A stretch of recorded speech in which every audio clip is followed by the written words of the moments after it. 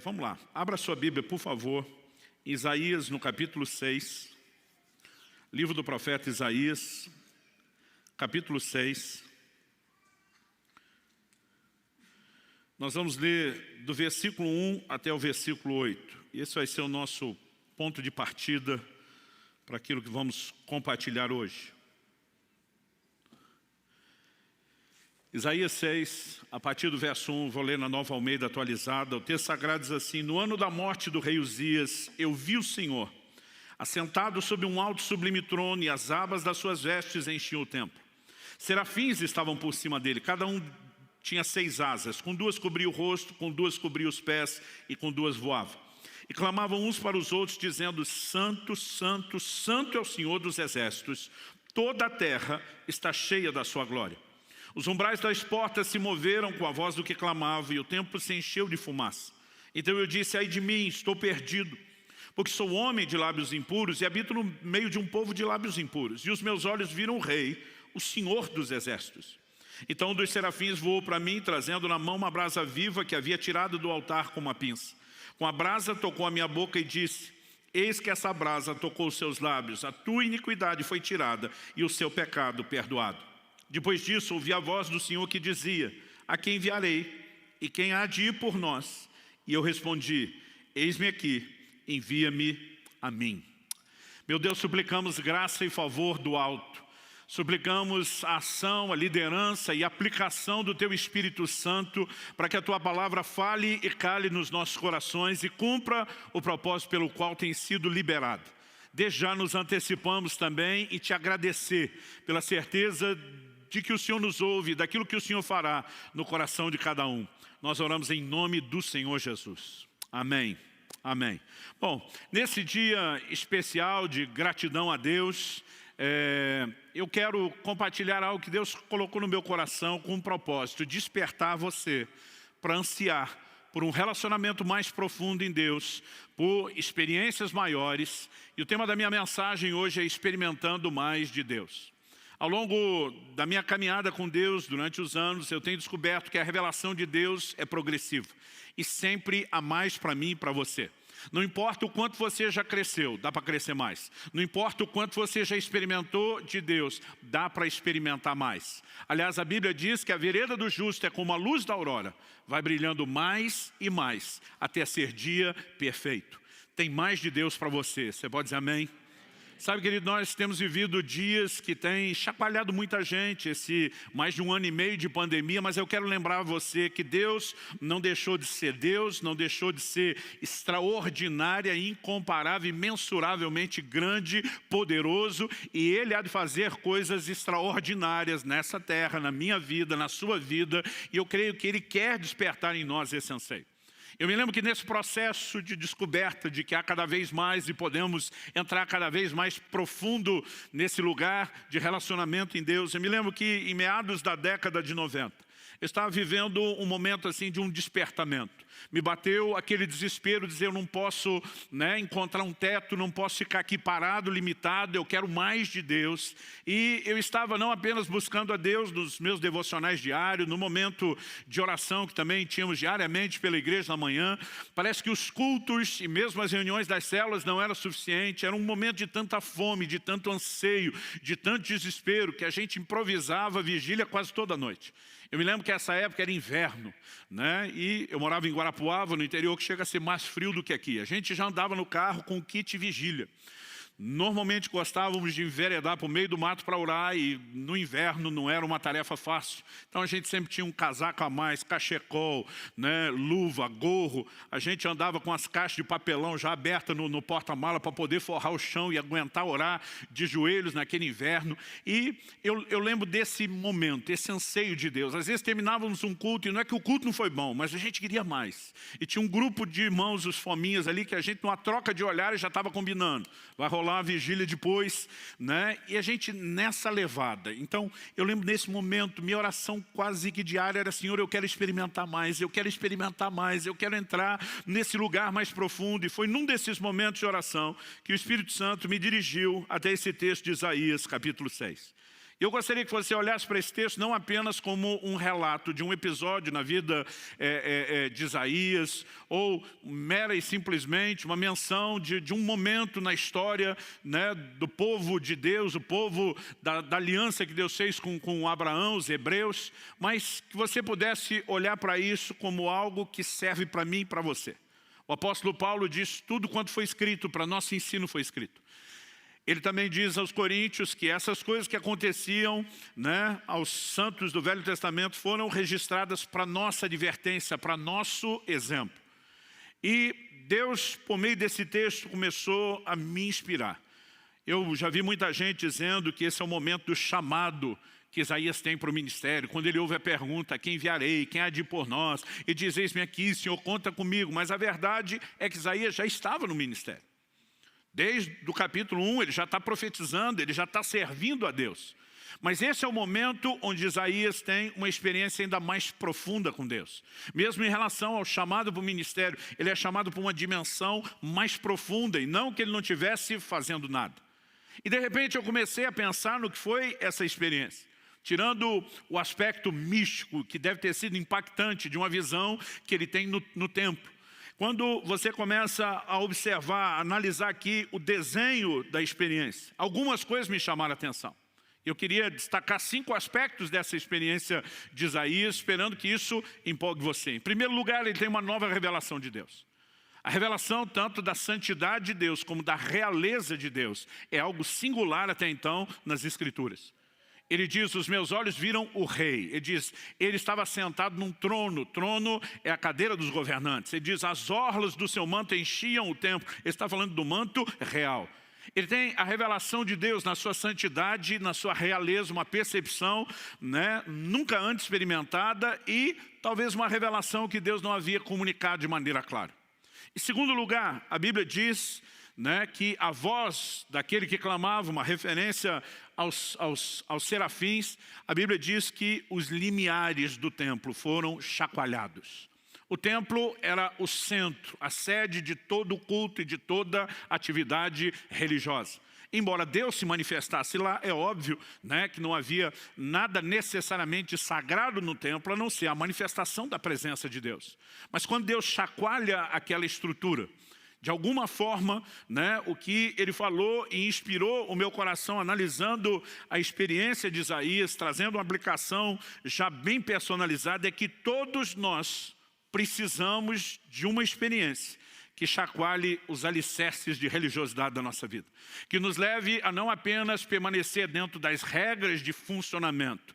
Embora a gente se mova dentro delas, precisa haver algo maior na minha e na sua vida. Em terceiro lugar, a Bíblia diz que a casa se encheu de fumaça. E isso é recorrente na Bíblia.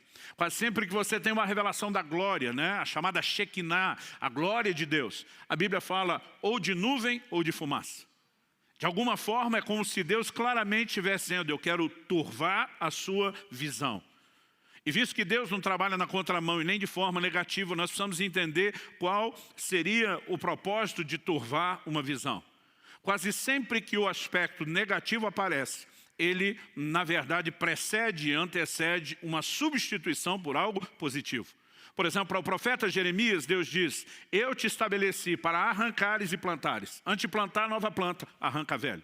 Deus diz: eu te estabeleci para derrubares e para edificares. Antes de edificar o novo prédio, derruba-se o anterior. Porque se o velho não for removido, não haverá lugar para o novo. Em quarto lugar, ele tem uma percepção da sua limitação, do seu pecado. Ele se vê como um homem de lábios impuros, e como diz outra versão, que habitava no meio de um povo de impuros lábios. Mas ele não tem apenas a percepção do seu pecado ou das suas limitações. Ele experimenta um toque santificador. Um anjo pega uma brasa do altar, toca a boca do profeta e diz: tua iniquidade foi tirada. Porque o propósito de Deus não é apenas dar diagnóstico de pecado. Normalmente, por meio do diagnóstico que leva o homem ao arrependimento, o que Deus quer trazer é cura. Então, ele tanto tem a percepção das suas limitações, como ele tem um toque santificador e transformador. E por último, uma vez que nós já definimos que ele estava no ministério, e isso não é o início de tudo, nós podemos dizer que, no mínimo, ele tem uma nova percepção, de uma profundidade, de uma outra dimensão do serviço do ministério. E de repente eu comecei a pensar nessas 5 características. Uma nova revelação de Deus, as bases de religiosidade sendo estremecidas, a visão antiga sendo confundida, porque normalmente é o que é necessário para que a nova se estabeleça, um toque transformador e santificador, e em quinto lugar, uma nova percepção ministerial. Então, mesmo imaginando que talvez a experiência de Isaías, nos moldes em que aconteceu o aspecto místico, não fosse necessariamente ser reproduzido de maneira igual para cada um de nós, nós podemos entender que no mínimo os benefícios dela é algo que está à disposição de cada um de nós. Aliás, não gosto da ideia de um Deus que faz acepção de pessoas. Isso é contrário às Escrituras. Deus não tem filhos prediletos. Eu não posso conceber isso, a menos que o filho seja eu. Aí dá para abrir uma exceção. Não, brincadeira à parte, eu e você precisamos entender que quando Deus declara que Ele não faz acepção de pessoas, o que está à disposição, né? Não estou falando de um chamado específico, de um comissionamento específico, eu estou falando, né, de valores, de bênçãos que Deus disponibiliza a todos igualmente, o que está à disposição de um está à disposição de outro.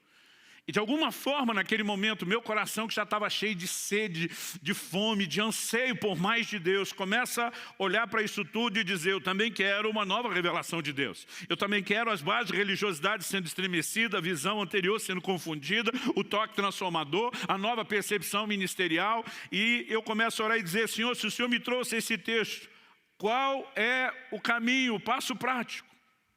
E de repente, os meus olhos se abriram. Já se foram aí pelo menos 2 décadas e meia que isso aconteceu. E a frase, no ano em que morreu o rei Uzias, ou no ano da morte do rei Uzias, saltou aos meus olhos. E de repente eu percebi que a essência do texto comunica uma substituição. No verso 5, ele começa dizendo, no ano da morte do rei Uzias, no 5 ele diz, eu vi o rei, o Senhor dos exércitos. Ele está dizendo, quando morre um rei humano, natural, algo acontece e eu entro na revelação de Deus como rei. E se seguimos essa lógica de que às vezes a necessidade de que algo negativo seja removido antes de que aquilo de aspecto positivo seja comunicado, revelado ou estabelecido, nós podemos entender que há uma chave sendo comunicada aqui. Isso também me veio com muita clareza e ao longo desses anos eu tenho provado de maneira progressiva, não completa, mas progressiva cada vez mais a realidade dessa chave. Antes de mais nada, eu quero que você tente imaginar o contexto da visão. Daqui a pouco nós vamos falar sobre quem era Uzias com mais detalhes. Mas Uzias foi um grande herói nacional. Talvez depois de Davi não tenha existido nenhum conquistador, alguém que tenha liderado um exército de conquista como Uzias fez. Ele assume uma nação praticamente falida, quebrada e a transforma numa grande potência mundial dos seus dias. E você precisa entender que Isaías, nesse início, nesse momento da vida dele, ele ainda é muito jovem. Uma dedução que não é difícil de você fazer. Até porque no capítulo 1 e no versículo 1 do livro de Isaías, ele introduz o livro dizendo, visão que Isaías, filho de Amós, teve a respeito de Judá e Jerusalém nos dias de Uzias, 1, Jotão, 2, Acais, 3 e Ezequias, reis de Judá. O homem profetizou durante o reinado de 4 reis. Não estamos falando mera e simplesmente, né, de uma pessoa que profetizou durante o mandato de 4 presidentes. Nosso mandato é de apenas 4 anos.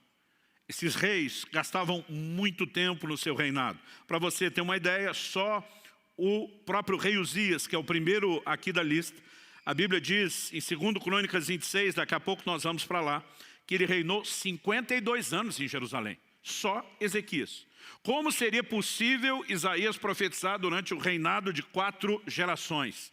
De outros 3 reis que sucederam Uzias. A única conta, mesmo que você dê bastante longevidade a Isaías, é que ele começou muito novo no finalzinho do reinado de Ezequias e ele termina bem velho no comecinho, no reinado de Uzias, e ele termina bem velho no comecinho do reinado de Ezequias, senão essa conta não fecha. E por que é importante para mim situar Isaías como alguém novo no final do reinado de Uzias? O homem reinou 52 anos, ele já está falando da morte, então não são deduções difíceis. Mas por que é importante reconhecer isso?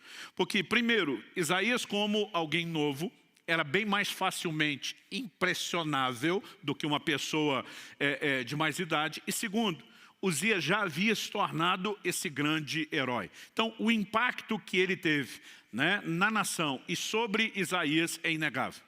Mas o que significa essa substituição? Porque quando ele morre, vem a revelação de Deus, ou porque Deus decidiu comunicar isso. Porque Uzias, ele também nos transmite uma figura muito específica, muito particular. E para que a gente entenda o que é Uzias, o rei natural, morrer, para que os nossos olhos vejam o rei numa dimensão mais profunda, a gente então precisa entender, né, o que simboliza Uzias. Então, em segundo lugar, primeiro eu falei da necessidade de uma troca para se viver essa experiência mais profunda, o rei natural morrer, para que os nossos olhos vejam o rei. Em segundo lugar, vamos procurar entender junto o que Uzias simboliza. Então, você pode me acompanhar em segundo livro de Crônicas, capítulo 26. Eu vou ler a partir do versículo 3 e nós vamos juntos aí até o 16. Aqui nos dá um bom retrato do que foi Uzias e o seu reinado. O texto diz assim: Uzias tinha 16 anos de idade quando começou a reinar, e reinou 52 anos em Jerusalém. A mãe dele se chamava Jecolias e era de Jerusalém. Ele fez o que era reto aos olhos do Senhor, segundo tudo que Amazias, seu pai, havia feito. Propôs-se a buscar a Deus nos dias de Zacarias, que era sábio nas visões de Deus. Enquanto Uzias buscou o Senhor, Deus o fez prosperar. Duas afirmações aqui importantíssimas, né? A do versículo 5, propôs-se a buscar a Deus. E aí, o final do mesmo versículo diz: enquanto buscou o Senhor, Deus o fez prosperar. Você pode repetir essa frase comigo? Só para efeito didático, diga: enquanto buscou o Senhor, Deus o fez prosperar. Mais uma vez, com um pouquinho mais de ânimo e vontade, né? Ou de força para furar o bloqueio da máscara aí que está abafando sua voz. Diga: enquanto buscou o Senhor, Deus o fez prosperar. Agora, a partir do versículo 6, nós temos um resumo do que foi essa prosperidade. O texto diz: ele foi e guerreou contra os filisteus, destruiu as muralhas de Gate, de Jabne e de Asdod, construiu cidades no território de Asdod entre os filisteus. Deus o ajudou contra os filisteus, contra os árabes que moravam em Gur-Baal e contra os meunitas. Os amonitas pagavam tributo a Uzias, que chegou a ser tão poderoso que a sua fama se espalhou até a entrada do Egito. A frase até a entrada do Egito não significa muito para nós.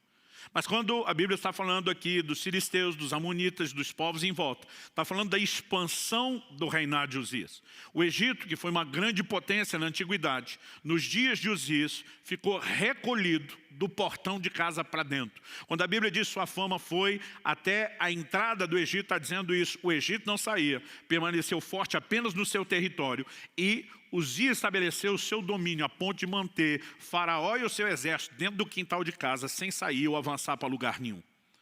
O verso 9 diz o seguinte: Uzias construiu torres em Jerusalém, junto ao portão da esquina, junto ao portão do vale, junto ao portão do ângulo, e as fortificou. Também construiu torres no deserto e cavou muitas cisternas, porque tinha muito gado, tanto na Cefelá como nas campinas. Tinha lavradores e vinhateiros nos montes e nos campos férteis, porque era amigo da agricultura. Aqui a Bíblia fala não só do investimento na agropecuária, que era o que movimentava a economia, né? Mas fala de todas as estruturas de defesa. Esse camarada assume uma nação praticamente falida, quebrada, e vai transformando ela paulatinamente ao longo dos anos numa grande potência. O texto continua e diz no 11: Uzias tinha um exército de homens preparados para a guerra, que saíam para a batalha em tropas, segundo a lista feita pelo escrivão Jeiel e pelo oficial Maazéia, sob a direção de Ananias, um dos oficiais do rei. O número total dos chefes das famílias, homens valentes, era de 2.600. Isso aqui era só a tropa de elite. 13. Debaixo das suas ordens, havia um exército guerreiro de 307.500 homens, que faziam a guerra com grande poder, para ajudar o rei contra os seus inimigos.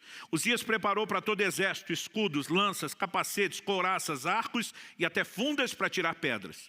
Em Jerusalém ele fabricou máquinas inventadas por homens peritos, que foram colocadas nas torres e nos cantos das muralhas para atirarem flechas e grandes pedras. A fama de Uzias se espalhou até muito longe, porque ele foi maravilhosamente ajudado. Lembra que o versículo 7 diz que Deus o ajudou. Aqui o texto diz que ele foi maravilhosamente ajudado. E aqui é onde começa a entornar o caldo. Verso 15. Até que se tornou muito poderoso.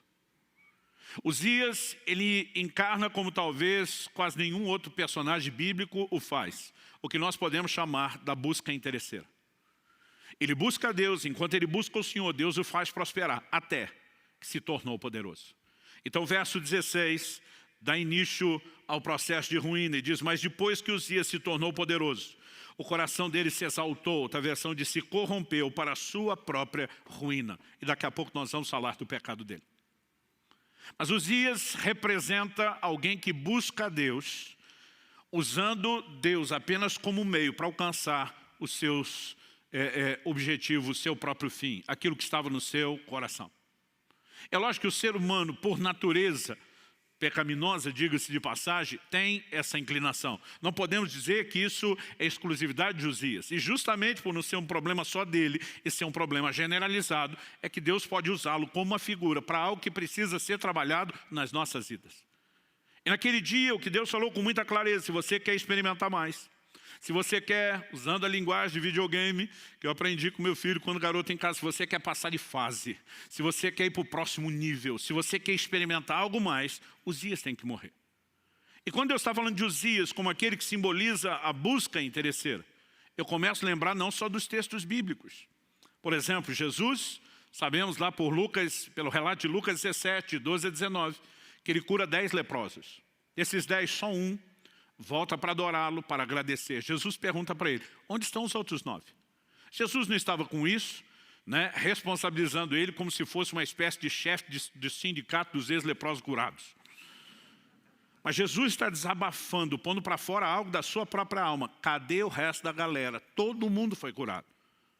Mas 9 daqueles 10 só precisavam da cura. E depois de obter aquilo que queriam, não queriam mais nada de Jesus, a não ser o que já tinham alcançado. Só um volta para dar continuidade ao processo.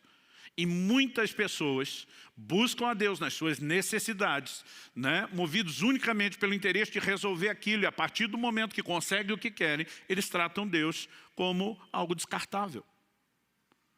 Eu lembrei não só dos textos bíblicos, eu lembrei de N situações que eu já tinha vivido no ministério, apesar de estar ainda nos primeiros anos do ministério pastoral. Eu comecei a pensar em quanta gente chegou na igreja precisando de cura e depois que foi curado, desapareceu. Eu comecei a lembrar de quanta gente chegou precisando de um milagre no casamento e quando as coisas deram uma melhorada, não era nem que estava resolvido, já sumiram de cena. Eu lembrava de casos específicos. Lembrava de uma vizinha que eu evangelizei tanto, convidei tanto para ir para a igreja, nunca podia. Mas no dia que apareceu uma macumba daquelas feita na porta da loja dela, ela desesperada: eu preciso de Deus, eu preciso de oração. Eu levei e falei: sei, mas vamos aproveitar que você abaixou a guarda. Sabe, eu me lembrava dos jovens, quando chegava a época de vestibular, eles pediam para a gente dar cópia da chave da igreja, porque eles queriam orar às 5 da manhã, buscar Deus. Mas depois que passava no vestibular, não orava mais, não lembrava que era crente, não lembrava que Deus colocou ele lá na universidade, nem do propósito pelo qual entrou. Mas enquanto eu estou pensando nos outros, porque nós temos essa facilidade, né, de enxergar o problema dos outros. Outro dia alguém falou: pastor, a gente tem dificuldade de ver erro. Eu falei: não, a gente tem dificuldade de ver os nossos, dos outros não. Jesus disse que a gente enxerga o cisco no olho do irmão, difícil é ver a trave no nosso. Então naquele momento eu estou só terceirizando e pensando: o problema de Uzias é sério. Mas o Espírito Santo falou: ei, eu estou falando do seu Uzias. E eu estou ali metido, surpreendido: meu Uzias? Como quem diz, tem Uzias aqui não. E de repente Deus me abriu uma cena que eu fiquei tremendamente envergonhado. Eu tive um flashback da fase de pré-adolescência. Eu acredito que eu devia ter em torno de 11 anos de idade. Não deve ser algo muito diferente disso. As contas que eu faço é porque meu irmão mais velho, o Adriano, eu sou do meio de 3 homens, né? Meu irmão mais velho, o Adriano, com 12 para 13 anos de idade, ele era precoce, ele cresceu, desenvolveu, já tinha corpo de adulto. Eu, com 2 anos atrás, já era corpo de criança. O Paulo, que era o caçula, 2 anos mais novo que eu e 4 que o Adriano, era mais criança ainda. E nessa época, ele vivia irritando e provocando o mais velho. E ele fazia isso até tirar o Adriano mais velho do sério. Quando meu irmão mais velho saiu do sério, ele não era amador, ele era profissional. E ele ia para cima do pequeno, mas batia assim que não condizia mais, ele não tinha noção do tamanho e da força que ele tinha assumido. E eu entrava para defender o menor e apanhava junto. E eu lembro que eu falava para ele, você para de provocar, eu não vou mais te socorrer, eu não vou te ajudar. E teve um dia que ele ficou provocando o mais velho, e eu fiquei avisando, falei, eu não vou apanhar por causa de você mais. Mas meu irmão perdeu a paciência, o mais velho, foi para cima do caçulo, Paulo, que hoje é pastor do Alcance lá em Orlando. E ele normalmente dizia, eu corro, eu me viro. Mas aquele dia ele levou um enquadro assim num canto da sala que não tinha pra onde correr. Eu pensei, está morto. Eu não queria me apanhar junto, mas acabei sendo vencido pela compaixão, pela dó. Pensei, como eu ajudo ele sem apanhar junto? E eu achei que eu tive uma ideia brilhante, coisa de piar. Né? Naquela época, a maioria do dia, não sei quando estava na escola, a gente passava normalmente de shorts ou bermuda, descalço, sem camisa, por causa do calor do interior de São Paulo. Me criei na cidade de Campinas. E eu lembro que meu irmão, assim, só de bermuda, eu vim dele um tapa nas costas, mas daquele assim, deixar o desenho da mão. E corri. Acredite ou não, além de já ter sido magro, era o mais veloz da família e nas disputas com todos os primos. Falei, não vai me pegar na corrida. Mas eu lembro quando eu dei a volta no sofá na sala, meu irmão já pulou por cima. Cortou um atalho, ele estava no meu encalço. Eu no desespero, tudo que eu olhava era o final do corredor. A hora que eu saí da sala, tinha o quarto dos pais de um lado, dos filhos do outro. Falei, eu tenho que entrar e fechar a porta. Mas eu vendo meu irmão no encalço, no desespero, eu estou no meio do caminho, eu vejo uma vassoura encostada na parede. Eu lembro que mamãe mandava a gente limpar a casa, a gente varria 2 metros, cansava, deixava lá para terminar depois. Coisas de adolescentes e pré-adolescentes. Eu não sei quem de nós largou aquela vassoura, mas a hora que eu vi ela, no instinto, no reflexo, falei, vai me ajudar a atrapalhá-lo para eu entrar naquela porta e me salvar. E, gente, até hoje eu não sei como que o negócio deu tão certo ou tão errado. Né? Porque do jeito que eu passei correndo, corredor, eu acho que não dava 2 metros, devia ser 1,5 metro. Do jeito que eu passo correndo, eu pego aquela vassoura e correndo eu viro e jogo ela só para tentar atrapalhá-lo. Não queria acertar e nem achei que daria para fazer o movimento tão rápido. Mas ela foi reta a vassoura assim, com aqueles arremessos de dardo, e a ponta do cabo de vassoura pegou na garganta do meu irmão. Eu não sei se empurrou o gogó para dentro, o que foi. Eu só lembro das pernas dele levantando, ele caindo de costa.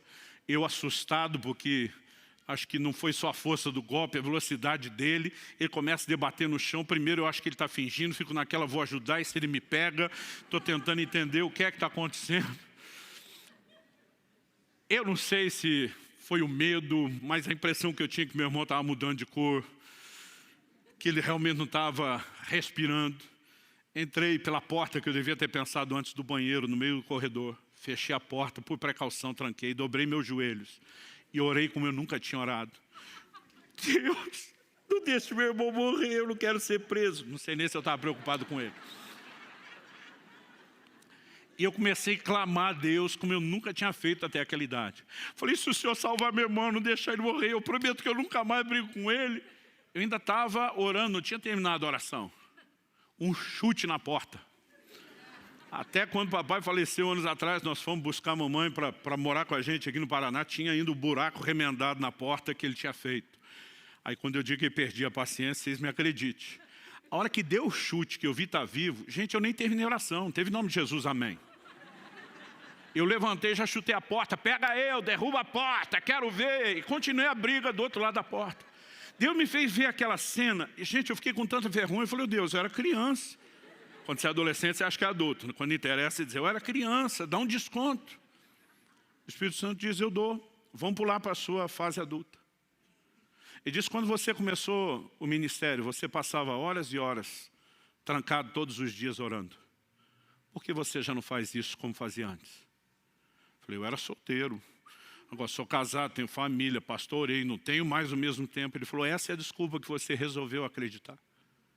E diz, lá atrás você queria muito viver as coisas que você vive hoje. Embora você diga que estava naquele quarto me buscando, você estava apenas buscando o que você conseguiu. E agora porque conseguiu, você já não tem mais interesse em mim. E por vergonha eu vou parar aqui. Naquela hora ele começou a mostrar a trave do meu olho que eu não enxergava. E eu quero te dizer, não dá para dizer o quanto, mas todos temos alguma coisa de Uzias dentro de nós. Todos temos algum elemento dessa busca interesseira, que às vezes valoriza mais o que ele faz do que a pessoa que ele é. E naquele momento, quando Deus começou a expor, eu entendi que se Uzias não morrer, nós nunca vamos passar de fase. Sabe, a história não começa com Uzias já morto. Há um momento onde eu e você vamos ter que mudar e reverter esse jogo. Mas quando eu consegui entender aquele desenho, além de ter chorado muito e me arrependi diante de Deus, o meu desespero enquanto lia a respeito do assunto foi procurar entender como Uzias morre. E antes de falar isso, e é com isso que nós vamos encerrar, eu quero só destacar que, ao longo das Escrituras, nós vemos Deus revelando de forma recorrente, um pedaço aqui, uma parte do quebra-cabeça lá, outra em outro lugar, um desenho de como Ele espera que nós nos relacionemos com Ele. Por exemplo, Deus diz num determinado momento para Moisés, eu não vou mais, depois de ter tirado o povo de Israel do Egito, estar indo em direção a Canaã, Deus diz, eu não vou mais subir no meio de vocês, por causa dos pecados do povo. O Senhor disse para Moisés, o meu anjo vai à frente de vocês, vai livrar vocês, vai operar os milagres que vocês precisam, vai garantir que vocês entrem na terra prometida e tenham a bênção. Mas Deus diz, eu mesmo não vou mais no meio de vocês. Moisés se levanta diante de Deus e diz, se o Senhor não vai conosco, não nos faça sair desse lugar. O que é que Moisés está dizendo? Nós não estamos interessados apenas na sua bênção e no seu favor. Se não é para ter a tua presença, nós não vamos a lugar nenhum. Nós abrimos mão da bênção e de qualquer favor. Porque nada disso substitui a tua presença. Mas é um episódio que quase ninguém fala nada e nem canta sobre isso. Mas quando a gente chega em Jacó, Jacó lutou com o anjo de Deus e diz, não te deixarei enquanto não me abençoar. Gente, a Bíblia fala que era o anjo do Senhor. Essa expressão o, artigo definido, e não um artigo indefinido, normalmente é uma teofania. É uma aparição do próprio Deus, ainda que uma revelação limitada dele. O próprio Deus está ali. E quando o anjo sinaliza, eu vou embora, ele diz, não. Primeiro você me abençoa, depois vaza. O que é que Jacó está dizendo? Estou nem aí que a sua presença vai embora, desde que a bênção fique. É a atitude inversa de Moisés. Mas a gente não canta sobre Moisés, a gente canta sobre Jacó. E Jacó segurou o anjo.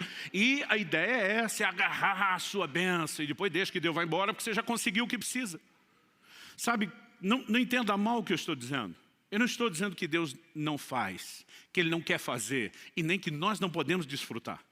Eu quero falar a respeito da motivação com que buscamos. A geração de Eli é a geração que perdeu a arca, que simbolizava a presença de Deus. A próxima geração, a geração de Davi, é a geração que trouxe e recuperou a arca. Há uma diferença enorme entre a geração que perdeu e a que recuperou. A que perdeu tratou Deus como? Como um mero amuleto, uma espécie de talismã. Um resolve tudo. Eles travam uma guerra contra os filisteus, na primeira batalha perderam. Aí alguém tem a brilhante, entre aspas, ideia. Vão trazer a arca de Deus para o campo de batalha. Israel até então, a coisa ia ficar pior depois, mas nesse momento, era o momento de maior apostasia da história da nação. Eles já não vão a Siló, onde o tabernáculo estava, já não iam lá para buscar e adorar o Senhor, mas na hora do problema traz a arca, porque agora nós precisamos que Ele resolva. Como diz o ditado antigo, quando a água bate na região lombar, as pessoas lembram de buscar Deus. Região lombar ficou mais polido, né? Tá bom assim, meu amor. Você que sempre me ajuda a ser minha melhor versão. Quando eles tratam Deus e a presença de Deus dessa forma, qual foi o resultado? Eles perderam a arca, perderam a presença. Porque toda e qualquer pessoa, em qualquer momento ou época da história, que busca Deus só porque por causa daquilo que Ele faz, vai acabar perdendo aquilo que Ele é. Mas a geração de Davi assume o reino, um dos primeiros atos. E não é à toa que ele é chamado de homem segundo o coração de Deus, não é porque era perfeito, que nós sabemos que não era. Um dos primeiros atos dele, ele diz, a arca volta. E quando ele traz a arca de volta, ele levanta uma tenda, ele coloca a arca que simbolizava a presença de Deus no centro. Ele coloca os levitas 24 horas por dia, 7 dias por semana, ninguém pedindo nada, apenas dizendo, o Senhor é bom e a sua bondade dura para sempre.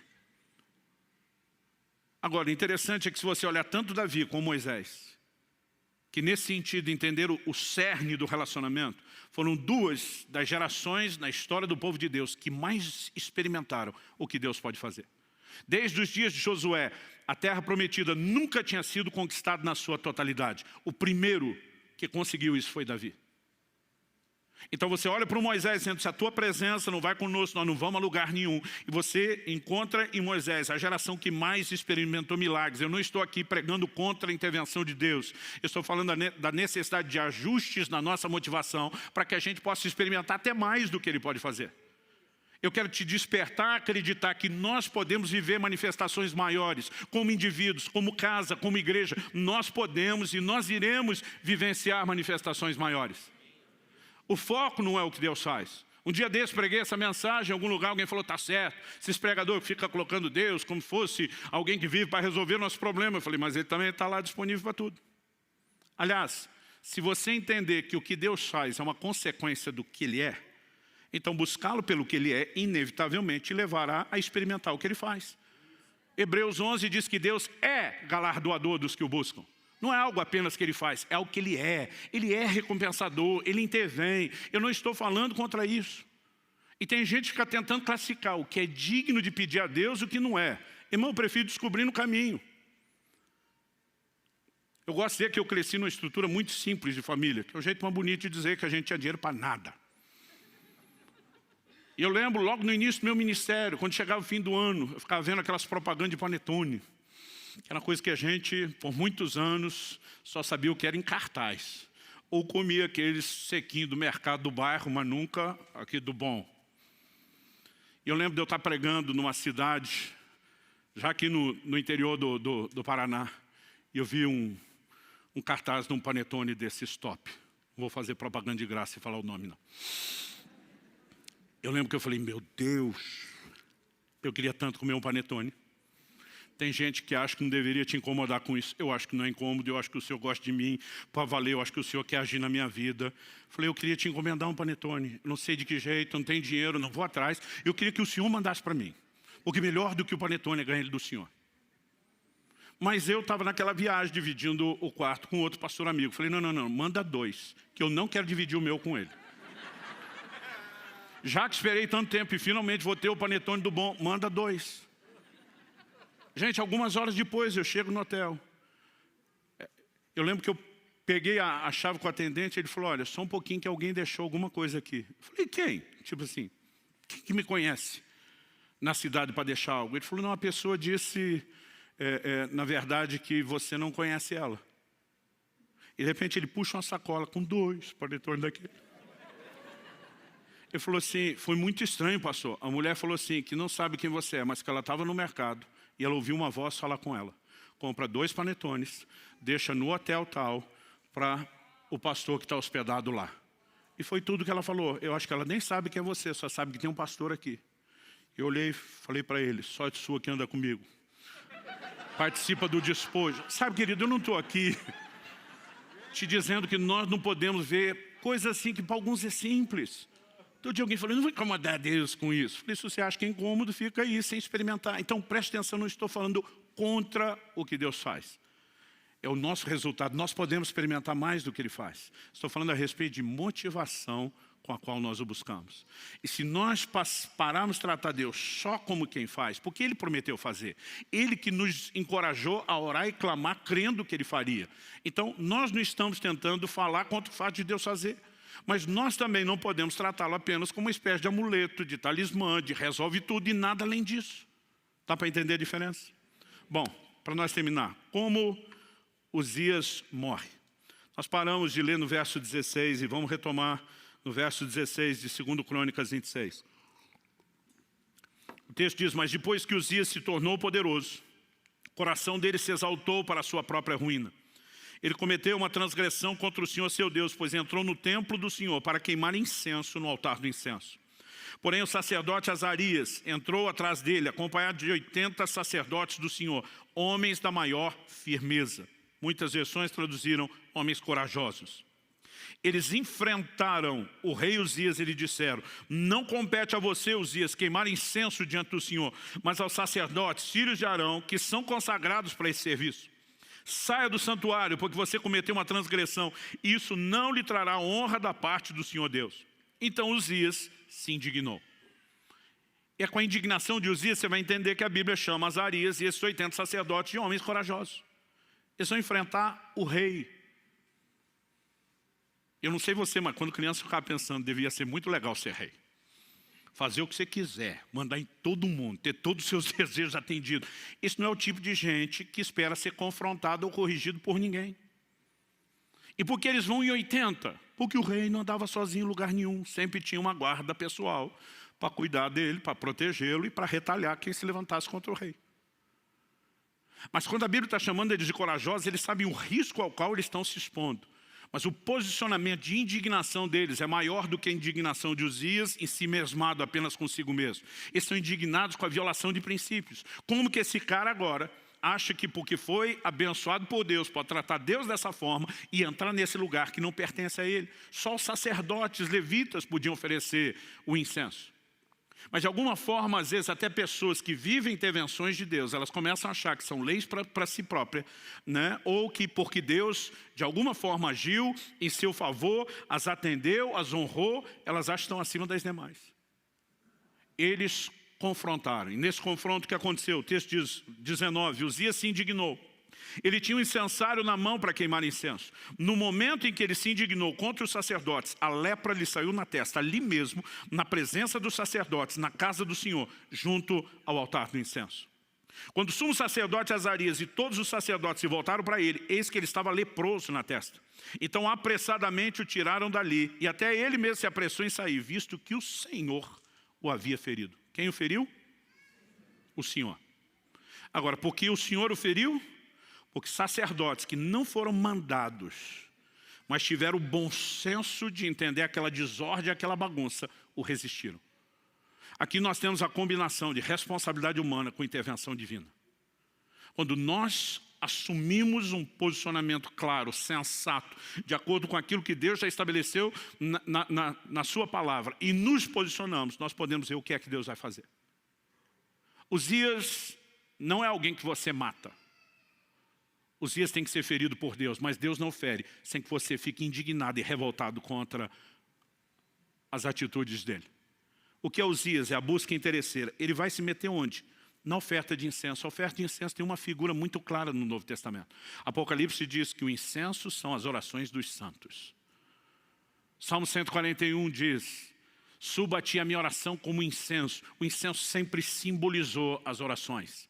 E se você quer achar Uzias na sua vida, procure na vida de oração, porque é lá que ele aparece.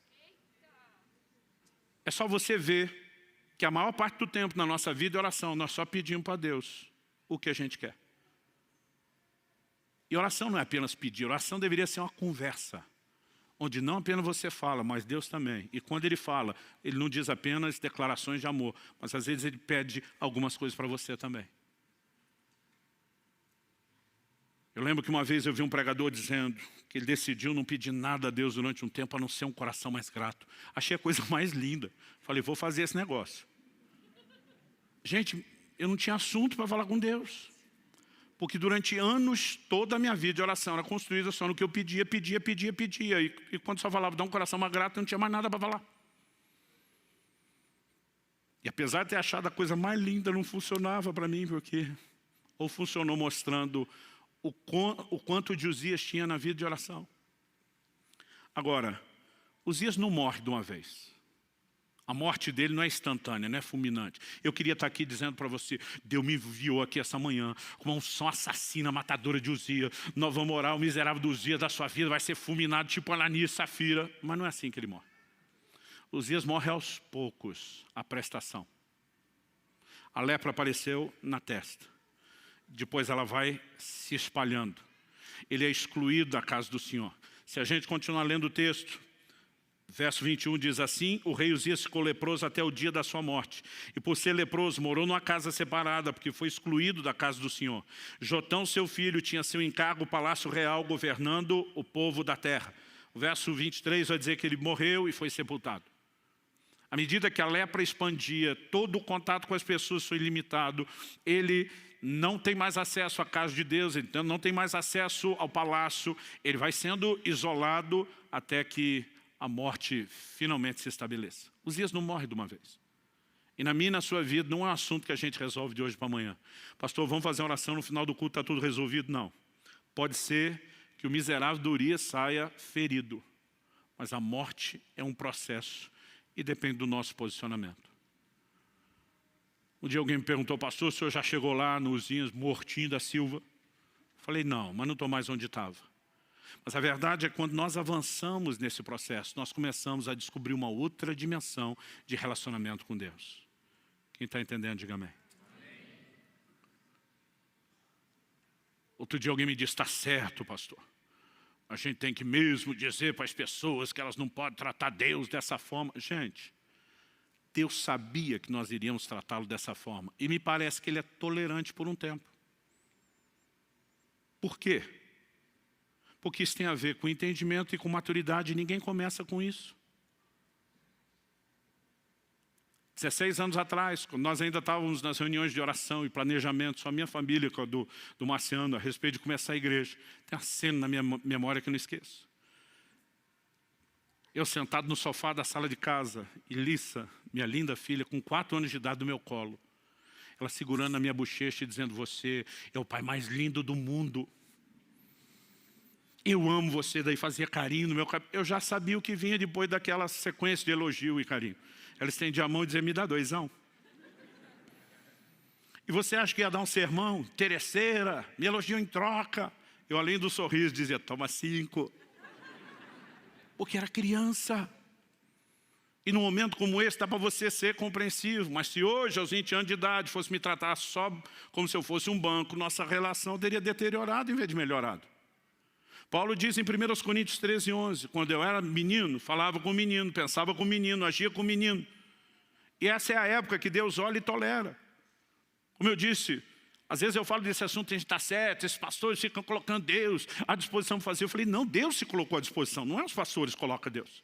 Jesus pregou o evangelho não apenas chamando as pessoas ao arrependimento e à fé, mas ele curava os enfermos, expulsava demônios, operava milagres. Ele mostrava que Deus tem interesse de intervir nas necessidades das pessoas. O que ele não queria quando um leproso era curado e ia embora, era não continuar o processo depois de ter apresentado e demonstrado seu amor. Aí as pessoas repetem tanto ditado que na cabeça de alguns parece que já está na Bíblia. Virou versículo apócrifo. Quem não vem pelo amor, vem pela dor. Gente, nunca conheci na minha vida alguém que veio por amor. Como é que alguém ama o Jesus que ele ainda não conhece? Ah, pastor, o senhor converteu pela dor? Não. Eu ainda não tinha feito 3 anos de idade, nem tive tempo de passar pelas dores da vida. Mas por que é que eu entreguei minha vida a Jesus? Porque disseram que se eu não fizesse eu ia para o inferno. Eu não queria ir para o inferno. Falei que era Jesus. Pesa um, pesa outro. Falei, não sou besta nem nada, não quero inferno, quero Jesus. A gente vai amá-lo depois que vai conhecendo. Dá para entender a diferença? Agora, alguns vieram por uma grande dor física, por uma grande dor emocional, mas nenhum de nós veio sem interesse. E Deus no início olha para mim e para você e diz, ainda que seja por interesse, que pelo menos você venha a mim e me permita me revelar a você. A questão não é como chegamos, é como permaneceremos. Então há um momento onde o entendimento precisa mudar, há um momento onde a maturidade precisa mudar. E se nós aprendemos com Moisés e Davi, quando buscamos a Deus pelo que Ele é, não só pelo que Ele faz, além de também ter o que Ele faz, vamos desfrutar o melhor que é quem Ele é. Mas também aprendemos com Ele e com outros, se buscarmos a Deus só pelo que Ele faz, nós vamos perder quem Ele é e, consequentemente, também perderemos o que Ele faz. Vamos ficar em pé para parecer que está acabando? Eu gostaria que nós orássemos juntos. Embora, como eu disse anteriormente, não há uma unção fulminante para destruir Uzias de uma vez só. Há algo da parte de Deus que vem quando? Então preste muita atenção nisso, que essa talvez seja a parte mais prática. A mesma Bíblia que diz que eu e você somos o santuário de Deus, que era o lugar onde Uzias foi oferecer o incenso. A mesma Bíblia diz que eu e você somos santuário, também diz que nós somos sacerdotes. Os sacerdotes eram os responsáveis pela ordem e a manutenção correta do culto dentro do santuário. Então, enquanto santuário, nós também somos os sacerdotes responsáveis. Ou seja, se tem vida devocional ou não com Deus, aí o responsável é você, não é mais ninguém. Se a presença de Deus será adorada, cultivada, né, tratada com sensibilidade dia após dia, depende de você, das decisões que você toma, de você ser responsável ou não em relação àquilo que te foi incumbido. Agora, em algum momento, aqueles homens de Deus olham para Uzias e dizem: você foi longe demais, chega, basta. E quando eles percebem Uzias que passou da conta, eles se levantam e dizem: daqui para frente essa história muda. Você não vai continuar essa busca interesseira. É no momento do posicionamento, Deus diz: esperei por isso há muito tempo. E ele fere Uzias. Um processo começa. Para que no final das contas, depois se diga: no ano em que morreu o rei Uzias, os meus olhos viram o rei, o Senhor dos Exércitos. Há uma revelação extraordinária de quem Deus é quando a busca interesseira morre. A busca continua, mas a interesseira é que tem que morrer. E quando essas coisas vão sendo mudadas e ajustadas, nós não apenas vamos poder desfrutar o que Deus mais quer nos revelar. Quando Ele faz algo, eu brinco que isso é apenas uma espécie de um cartão de visitas. Ele está tentando revelar seu amor, seu interesse por nós, a importância que temos aos olhos dEle. Mas o bem maior que Ele quer que eu e você desfrutemos não são suas bênçãos. É Ele o abençoador. Então eu não vim aqui te apontar o dedo, eu não vim aqui jogar pedra em você, eu não vim aqui dizendo que você nunca devia ter buscado a Deus por interesse, porque todos fizemos isso. Mas que à medida que o tempo passa e nós nos permitimos descobrir quem Ele é. Aliás, a partir do mês que vem nós vamos dar muita ênfase em conhecer a Deus. A partir do momento que começamos a descobrir quem Ele é e nos interessar por quem Ele é, isso muda completamente as coisas. E se isso, além de redefinir o meu relacionamento com Ele, ainda pode me ajudar a ter uma nova revelação dEle, sacudir as bases de religiosidade da minha vida, turvar a visão velha, o que vai proporcionar a nova, trazer um toque santificador e transformador e uma nova percepção de ministério ainda no pacote. É muito lucro para ser ignorado ou desprezado.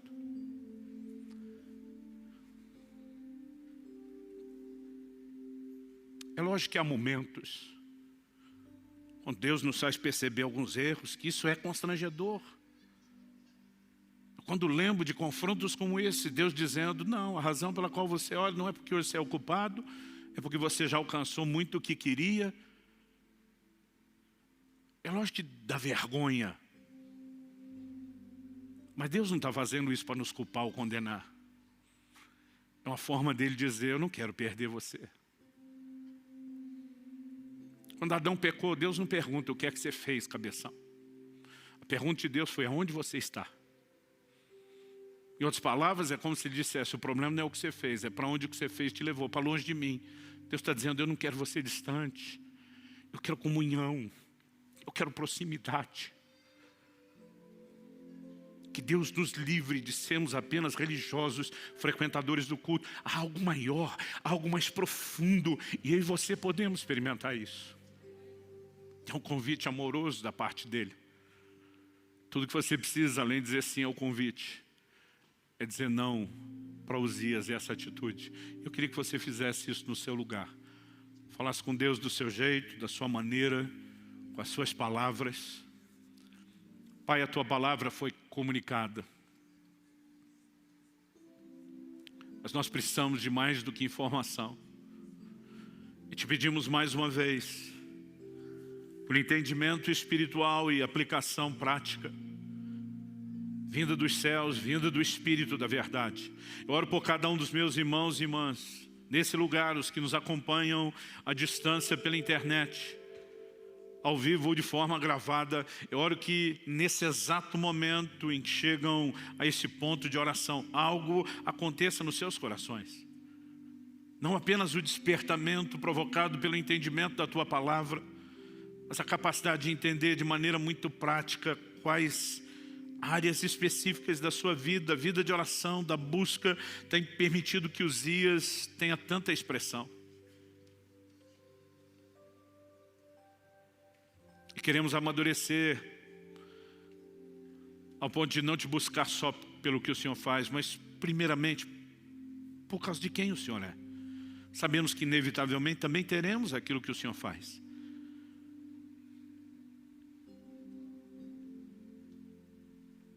Clamamos Teu toque, a expressão da Tua graça nos envolvendo hoje, o auxílio do alto, não apenas abrindo os nossos olhos e nos ajudando a mapear onde estão os dias na nossa vida, mas gerando a indignação correta de dizer a Ele, basta, chega. E sabemos, se fizermos a nossa parte, o Senhor também vai feri-lo. E sabemos que quando Ele é ferido, é uma questão de tempo, Ele morre. E quando Ele morre, os nossos olhos se abrem para uma nova dimensão. Há uma nova experiência, um lugar mais profundo no Senhor. E é isso que nós almejamos. É por isso que nós clamamos em nome de Jesus. Oramos não apenas por esse momento, na vida e na história de cada um. Oramos que como igreja, Senhor, possamos adentrar os próximos anos, vivendo coisas extraordinárias da parte do Senhor, como mero efeito colateral de um povo que entendeu o que é buscar o Senhor por causa de quem o Senhor é. Que venham dias onde isso que estamos, ó Deus, falando se torne de fato uma realidade profética, uma progressão constatada, não apenas na vida de indivíduos, mas do corpo. Nós oramos em nome de Jesus. Em nome de Jesus. Se você crê e concorda, diga amém.